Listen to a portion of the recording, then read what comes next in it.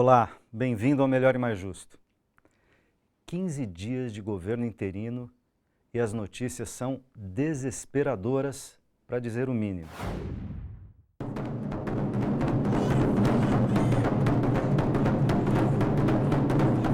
Os ficha suja da equipe de Michel Temer tiveram a primeira baixa em função de vazamento de gravações nas quais Romero Jucá, ministro do Planejamento do governo interino, e Sérgio Machado, diretor da Transpetro, entre 2003 e 2015, fazem uma espécie de autópsia do golpe de Estado que afastou a presidente eleita Dilma Rousseff.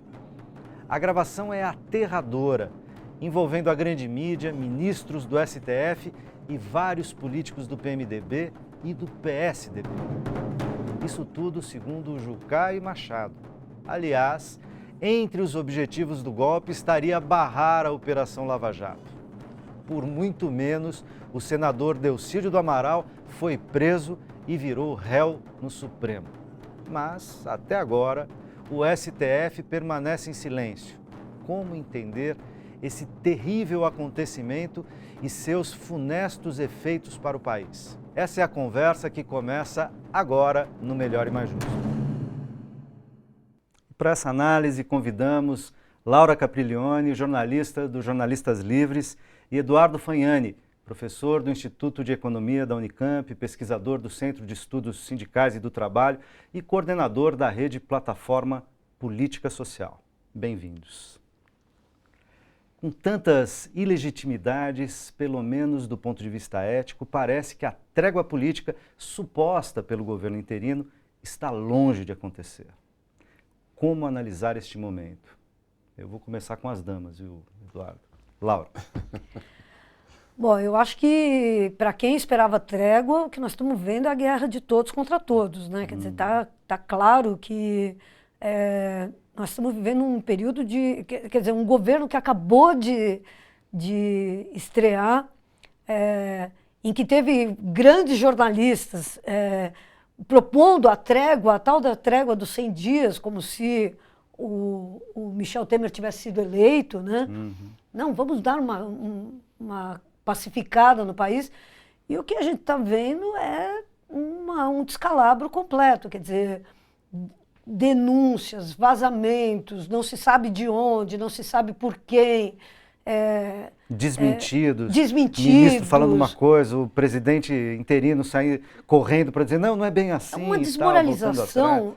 O que eu acho mais impressionante é isso. Quer dizer, um governo que tem 15 dias de vida e já desmoralizado cabalmente. Quer dizer, eu acho que se alguém precisava, e essas gravações que foram divulgadas, tanto do Sérgio Machado com o Jucá, quanto do Sérgio Machado com o Renan, mostram que tem uma única pessoa, aparentemente, no Brasil, que é honesta dentro do mundo político. E essa foi afastada. E esta que foi afastada. Né? Quer dizer, nós estamos vivendo o paradoxo da completa inversão de valores. Né? Então, eu acho dramática essa situação e, principalmente, a desmoralização das instituições todas. Né? Quer dizer, a presidência desmoralizada por um golpe de Estado, quer dizer, nós não temos mais uma pessoa ungida pelos votos populares, temos essa pessoa aí, o Michel Temer, o Legislativo,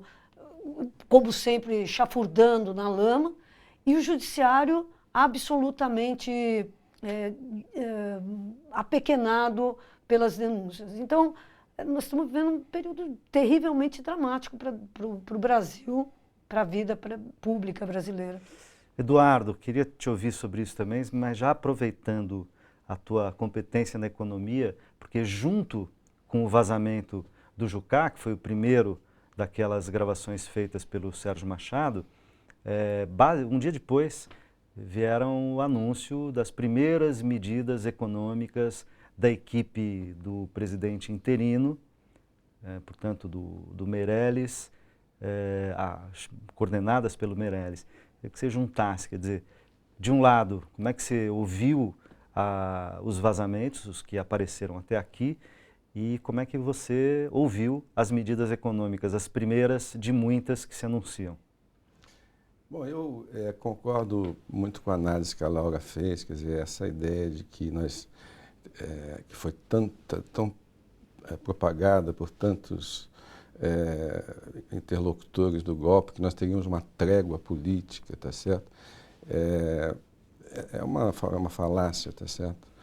Nós já, essas 2 semanas, nós já percebemos isso. E é uma falácia, sobretudo, porque o que nós percebemos é que as elites brasileiras, elas não mudaram, né? Quer dizer, elas acham que o Brasil de 2016 é o mesmo Brasil de 1954, o mesmo Brasil de 1961 e o mesmo Brasil de 1964, o que não é verdade, né? A sociedade mudou, né? A sociedade, antes você tinha quase 70%, 80% das pessoas morando no campo, sem acesso a meios de comunicação, etc. E hoje 80%, Muitas pessoas sequer liam, né? Sequer liam. Eram Hoje 80%, alfabetizadas. 90% estão nas cidades conectadas. Nesse período, essa nossa democracia que se reinicia, que se inicia novamente, né, porque foi interrompida em 88, ela conseguiu, trouxe como um dos seus efeitos positivos a organização da sociedade em vários movimentos sociais, etc. Então, então a sociedade mudou e o que chama muita atenção é o caráter, a falta de legitimidade, né?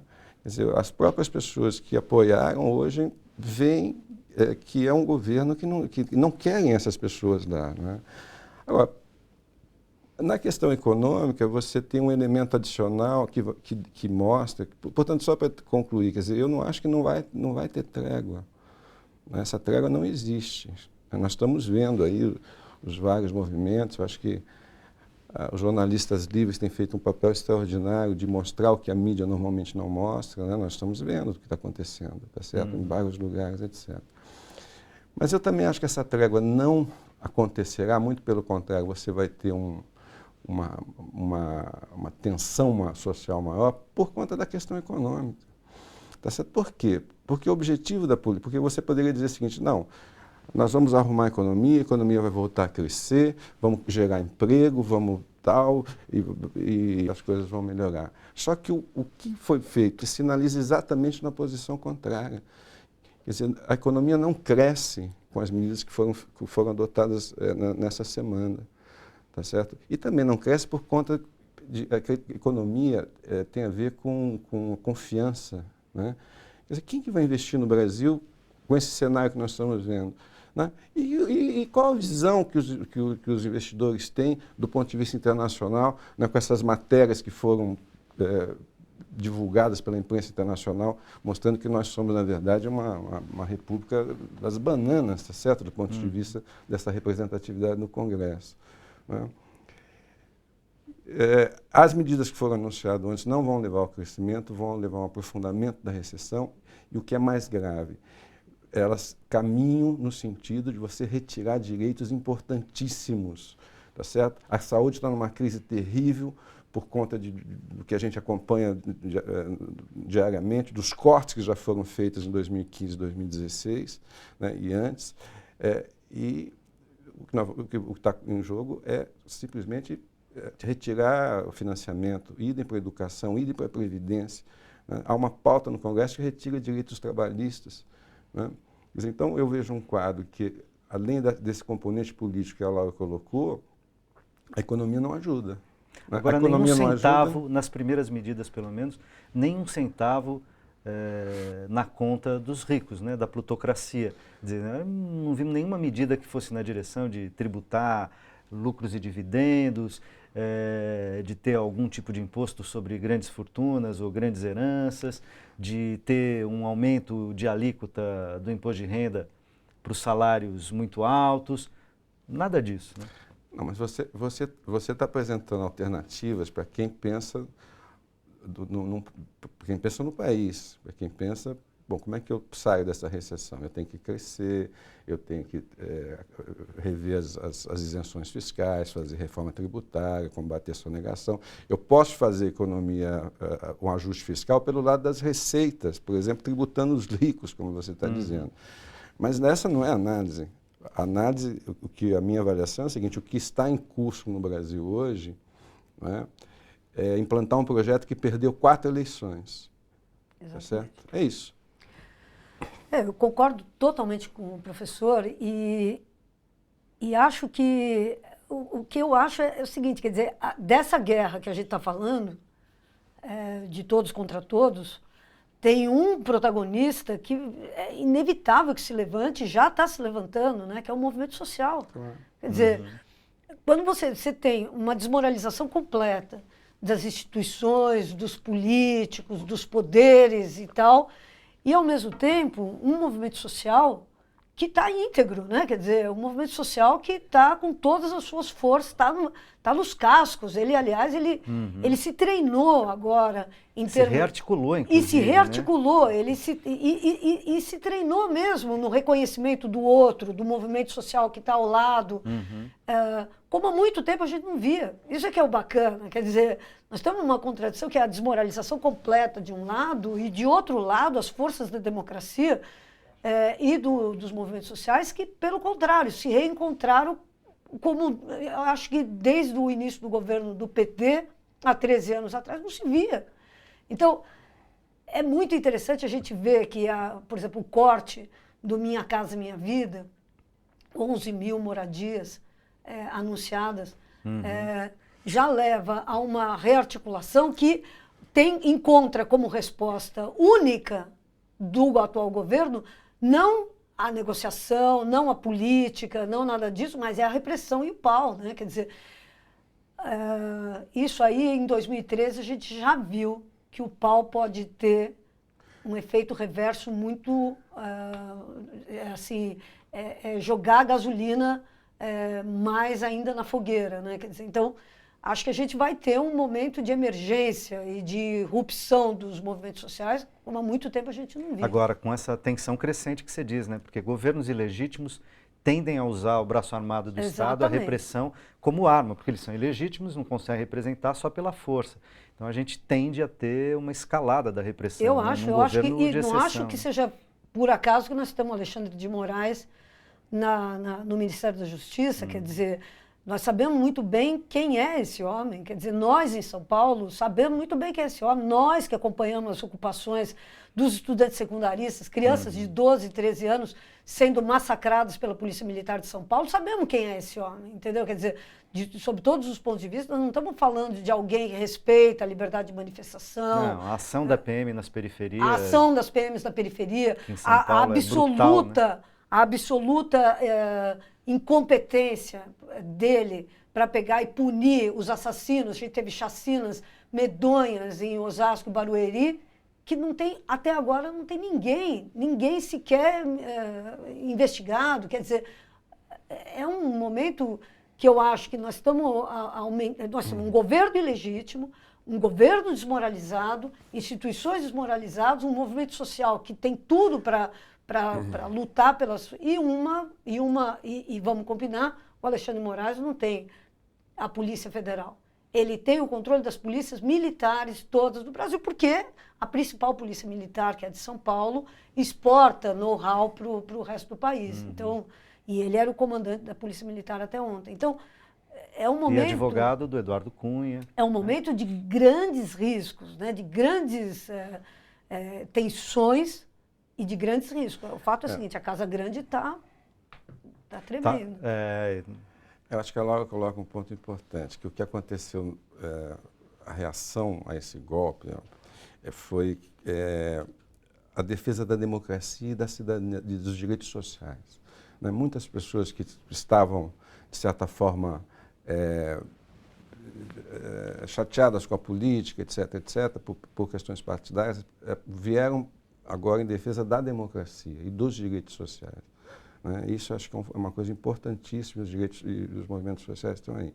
Agora, qual que é a questão? A questão é que, além de toda essa questão da ilegalidade, da corrupção, né? O Temer falou que ele sabe, está acostumado a lidar com bandidos, porque, na verdade, nós temos um governo com pessoas com denúncias, etc. réus Réus, comuns, tá certo? réus de crimes até comuns, né? Tem até suspeito de De homicídio. De né? assassinatos, enfim. Então, além da ilegitimidade disso, você vai ter um governo que vai adotar medidas antipopulares, essa aqui é a questão central. Então, esse quadro de descontentamento ele pode se acelerar. A Laura falou agora do Minha Casa Minha Vida, mas veja o seguinte, um governo que, a primeira canetada, ele destrói 20 anos de cultura. Ele está comprando uma briga com os setores da agricultura. Ele destrói 20 anos de construção de política de mulher, 20 anos de construção de políticas de direitos humanos. Tá certo? Quer dizer, ele chegou... Mais até, né? Nos direitos humanos, estamos falando lá do governo Sarney, né? Começo da democracia, quase 30 anos. 30 anos de construção, difícil construção de políticas de direitos humanos que você, numa canetada, você faz. Tá certo? Agora, esse é só o começo. São só 2 semanas. Não, esse é o começo, porque o projeto que tem por aí é desmontar o que eles conseguiram, vamos dizer assim, impor um consenso, um falso consenso, é que você só resolve a questão financeira se você acabar com a Constituição de 88. Exatamente. A Constituição de 88 é o marco do processo civilizatório brasileiro. Foi a primeira vez que o Brasil, em 500 anos de história, 350 anos de escravidão, a primeira vez que o Brasil teve, ao mesmo tempo, direito civil, direito político e direito social. Nunca nós tínhamos tido isso. Tá certo? Então, esse projeto incomoda. Tá certo? Então, qual que é o objetivo? O objetivo é acabar com isso. O que significa acabar com isso? Significa acabar com a Previdência Social, significa acabar com a saúde, com o SUS, com a educação, etc, etc. É um projeto que é um projeto liberal, um mercado que toca. Então, o setor privado faz. Então, você vai, em vez de ter o SUS, você tem que comprar um plano privado de saúde. Em vez de a educação superior, vai ser paga. Esse é o projeto. Tá claro? Então, você imagina o seguinte, dado esse quadro político de legalidade, de falta de legitimidade, etc, etc, como a sociedade vai reagir, né, quando essas medidas que já estão sendo anunciadas e muitas delas tramitam no Congresso, começarem de fato a tramitar no Congresso ou a esses direitos de fato terminarem. Quer dizer, como é que você pode pensar numa trégua desse ponto de vista? Não, a sociedade, como disse a Laura, já está reagindo, né? Provavelmente intensificará a sua reação. E Laura, na conversa do Jucá, né, com o Sérgio Machado, do Romero Jucá, atual ministro, senador e atual ministro licenciado do governo interino, do governo do golpe, ali o que a gente chamou na abertura do programa aqui de uma espécie de roteiro, de autópsia do golpe, falando que então a mídia não quer a Dilma, o STF está bravo com a Dilma, tem que tirar a Dilma, senão nós não vamos conseguir estancar a Lava Jato, e nós não vamos conseguir fazer um acordo nacional, né, de pacificação com o Congresso, com a grande mídia, com o judiciário, com os plutocratas, né, com os grandes empresários, como a Fiesp mostrou claramente nas manifestações e tal. E se fosse, né, ao contrário, quer dizer, se houvesse vazado, como várias vezes vazou, um áudio com alguém da esquerda, um senador do Partido dos Trabalhadores, ou do PSOL, ou do PCdoB, um governador do PT, ou do PCdoB, etc., ou o presidente Lula, como aconteceu, você acha que estaria essa calmaria? Ou, como com o Delcídio, teria prisão, já teria processo, teria grandes emissoras de televisão e de rádio com programação o dia inteiro, cobrindo escandalosamente esses fatos. E a gente teve, digamos que uma cobertura, houve cobertura, mas uma cobertura hesitante das grandes empresas de mídia, demoraram durante o dia para decidir como fazer essa cobertura, né, e deram, mas com muito menos ênfase do que o que estava acontecendo na Venezuela, ou o processo contra o Fernando Pimentel em Minas e tal. E, ao mesmo tempo, o STF, nada. Senado, nada. Tirando, claro, a movimentação hoje da oposição, PSOL, às vezes Rede, PDT em parte, PT que já protocolaram pedidos de cassação do Romero Jucá, já entraram no Supremo, no Ministério Público pedindo investigação.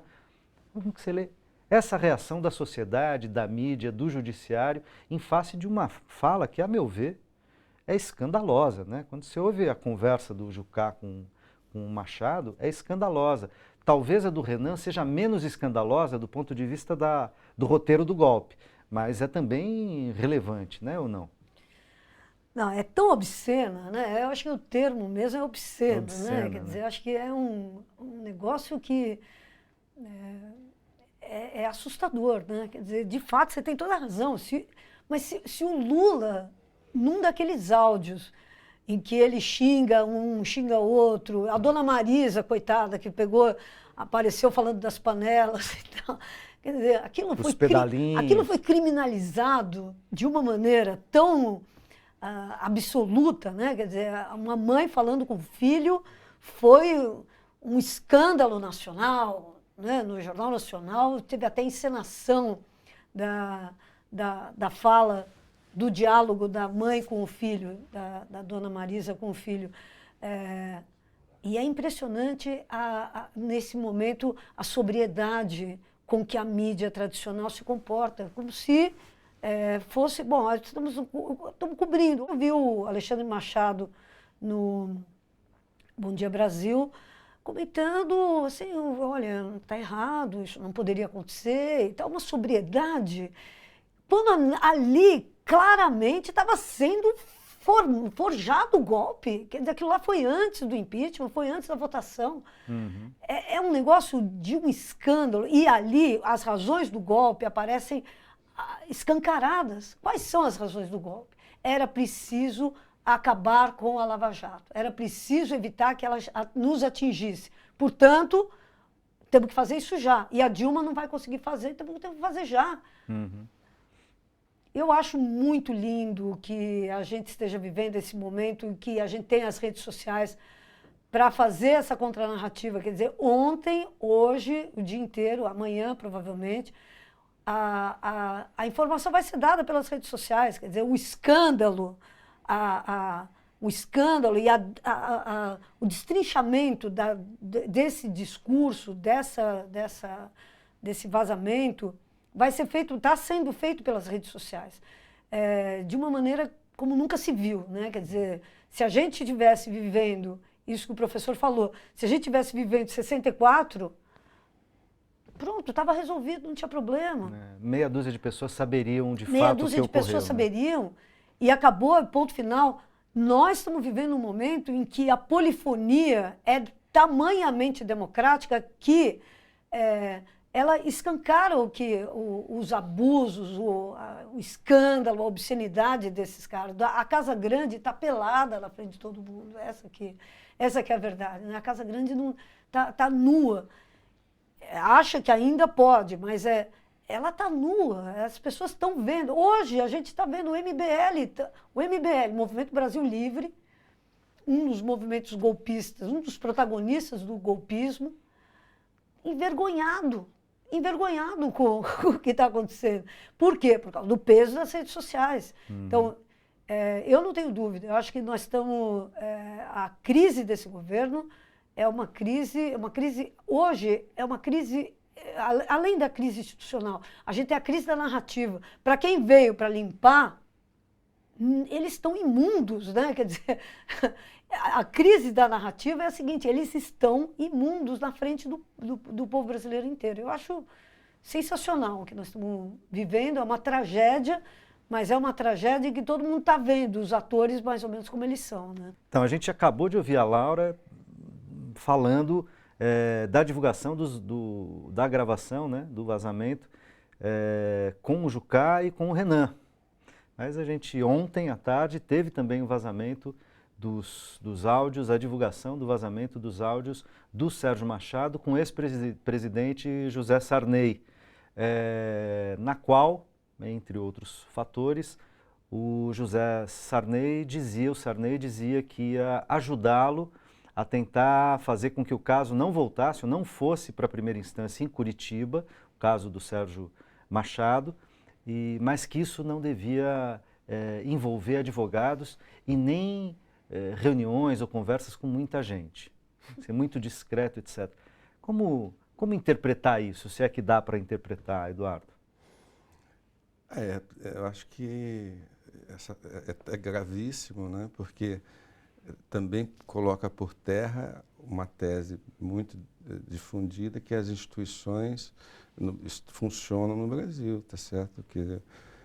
E que não respondem, portanto, a influências políticas, né? Exatamente. Ao tráfico de influências. Quer dizer, o que eu entendo quando ele diz vamos tentar fazer isso sem advogado, o que eu estou entendendo é que são conversas com autoridades, eu não sei se é o advogado, o Janot, que é o Procurador-Geral da República, ou são conversas com ministros do Supremo Tribunal Federal, eu não sei, tá certo? Mas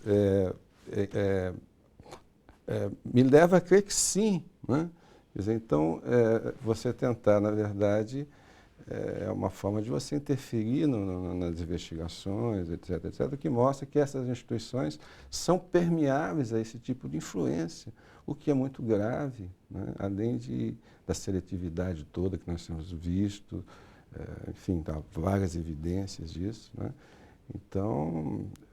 Laura, a gente pode imaginar, pode supor, aqui essa ideia que o Eduardo está trazendo, quer dizer, sem advogado significa sair do campo republicano pela legalidade, portanto, por indagar os poderes públicos, por recorrer, etc., né, o judiciário, e sem advogado significa vamos fazer pelos bastidores, pelo compadrio, né, pelas relações diretas, portanto, pelo tráfico de influência. Bom, a gente está falando há muito tempo da seletividade das investigações e das ações da justiça no último período, né? Quer dizer, é evidente o quanto eles miraram e focaram na presidente, nos membros do Partido dos Trabalhadores, enfim, enquanto parecia que havia um ocultamento, uma cortina de fumaça em relação aos membros de outros partidos. Agora, eu acho que o grave é isso, quer dizer, o que a gente falava, a gente está vendo agora por quê? De onde que vinha isso? Quer dizer, de onde que vinha essa seletividade? Por que essa seletividade? O grave é que todas as nossas piores suspeitas estão se confirmando, quer dizer, tudo que a gente achava que... E pelo andar da carruagem, tá certo? É provável que fatos como essas três não sejam as únicas, né? E vão continuar. Essas três gravações. As três gravações, pelo andar da carruagem, pelos conflitos que existem entre eles mesmos. Agora, é interessante dizer também o seguinte, quer dizer, a questão da seletividade, né, que a Laura estava mencionando, né? Quer dizer, há uma seletividade em cima do Partido dos Trabalhadores e, de uma certa forma, é uma forma de você criminalizar a esquerda. Exatamente. Tá certo? Então, e, portanto, os movimentos populares, né? Os movimentos populares e qualquer política econômica ou social que redistribua a renda, tá certo? Então, qual que é a outra versão? Essas políticas são populistas, né? É uma forma de você taxar, você desqualifica o tipo de política. O que é uma política populista? Uma política populista é uma política que você faz, distribui renda, mas você sabe que não vai dar certo. Então, você ganha a eleição, depois você tem que pagar o preço. Essa é a narrativa que se faz, não é isso? Mas você também é uma forma de você criminalizar a esquerda, de uma forma geral, e criminalizar políticas econômicas que são redistributivas, né? Então, na verdade, um projeto, né? Um projeto de país que tem isso, políticas redistributivas, mas outras políticas públicas que foram importantes. Então, você mesmo referiu o SUS, os avanços na educação. A gente saiu de 3 milhões de estudantes universitários lá em 2002 para os 7 milhões e meio dobrou em 2015. Que é um número considerável. Você pode discutir qualidade, tem problemas, ninguém está falando que é um mundo perfeito, mas essas políticas públicas parece que incomodam a plutocracia, o rentismo, né? Vários setores da elite, do que a gente chama genericamente de elite brasileira, né? Claro, quer dizer, porque o projeto é criminalizar esse tipo de política, dizer que são fruto de políticos responsáveis, populistas, né? você criminaliza isso e abre um espaço para você fazer o quê? Para você implantar as políticas do mercado. Quer dizer, o que eu acho que nós estamos vendo hoje no Brasil é assim, depois, há mais de 40 anos, de 30 anos, 40 anos, né, os donos da riqueza financeira, os detentores da riqueza financeira nacional e internacional, tentam implantar no Brasil um projeto ultraliberal, tá certo? E que nas últimas 4 eleições perderam, tá certo? Agora você tem uma oportunidade histórica. O golpe é uma oportunidade histórica, porque você vai fazer isso sem o crivo das urnas, né? E num Congresso Nacional clientelista, que mercantilizado, quer dizer, as pessoas não representam a sociedade, representam as empresas privadas que financiaram as suas campanhas. Então você tem hoje, teoricamente, 2/3 dos votos. Você pode destruir a Constituição, você pode mudar toda a Constituição. Então é uma oportunidade histórica você plantar um projeto ultraliberal, né? Porque o nosso espectador entenda, assim, não há nenhuma diferença do que aconteceu na Grécia. Nenhuma diferença do que tentam fazer na Espanha e em Portugal. Nenhuma diferença. Você diz, qual é o problema da Grécia? Os gregos gastavam muito nisso, naquilo, todos responsáveis pelo populismo. Agora vamos botar ordem na casa. Austeridade econômica desmonta tudo. Não tem nenhuma diferença, esse é o projeto, tá certo? Para o mercado, etc. Eu preciso fazer o nosso intervalo, mas daqui a pouquinho a gente volta. Na semana passada, a professora Marilena Chaui dizia que o Brasil está prontinho para o fascismo. Um pouco na linha do que o Eduardo estava acabando de nos dizer. A gente já volta.